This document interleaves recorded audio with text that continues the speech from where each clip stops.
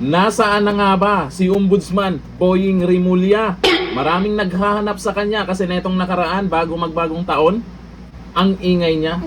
Interview dito, interview doon. Meron pa yung pinangako na maparusahan daw bago magpasko at kung ano pa.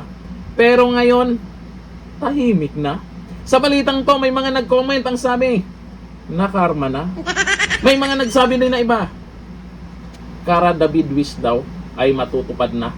Ay, eto sa balitang to, ang sabi po, kasunod ng kapansin-pansin ilang linggo nitong nanahimik at nang hindi pa kumpirmadong ulat tungkol sa umano'y mataas na opisyal sa isinugod sa ospital.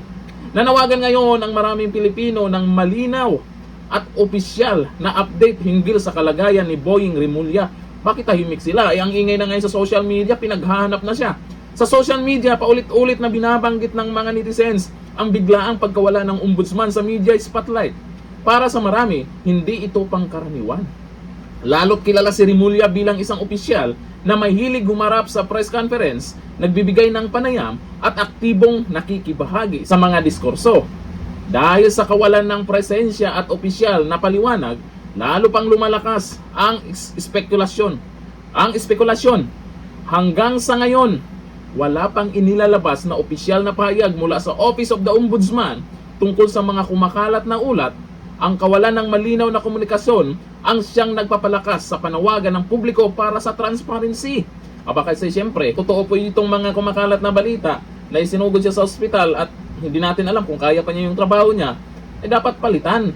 Di ba kasi lalo na ngayon sa issue po ngayon sa maanumalyang flood control at lalo na dun sa mga magnanakaw na di umano ay kinasuhan din. May mga kinasuhan nakaraan dyan sa ombudsman. Sa gitna ng mga usaping tumitindi sa bansa, nanatiling bukas ang tanong ng marami, nasaan si Ombudsman Boying Rimulya at kumusta ang kanyang kalagayan?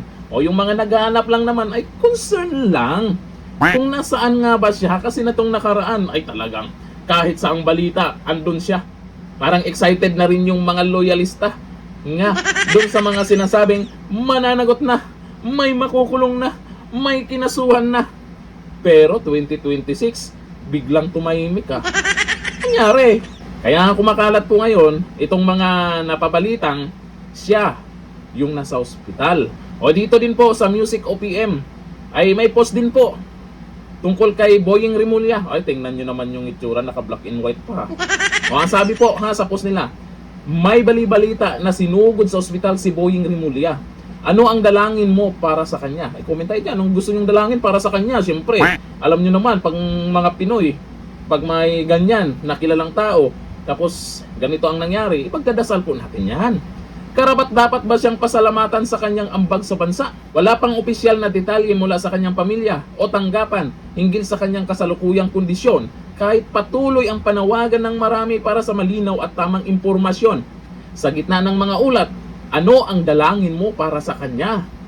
Patuloy naming babantayan ang mga susunod na update kaugnay ng isyung ito. Ayan, abangan po natin kung ano yung susunod na lalabas na balita maya-maya bukas o susunod na araw kung magpaparamdam na ang isang Boying Rimulya. Bakit kasi tahimik? Di ba? Bakit kasi walang paramdam?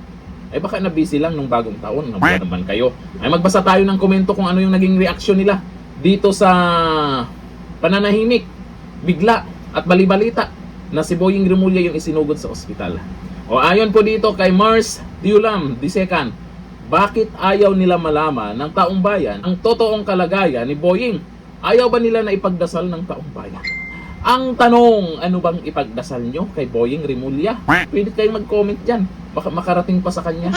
O sabi ni Henry Andres Kagampan, Kara David birthday wish is waving. Ayan na naman kayo. Ito yung marami kong nababasang comment Kara David na naman Viral na viral talaga si Kara David Sabi ni Edgar Calsul, yung dating araw-araw ka bida-bida, nasaan ka ngayon? Namimiss lang talaga ito ng taong bayan. At marami pa pong mga nag-post niyan. May mga nauna pang nag-post na kilalang mga vlogger, bago binalita po yan, o bago nag-post po itong balita ngayon, nagsasabi ng, yun nga, si Boying daw, ay ganon. Sinugod daw sa ospital.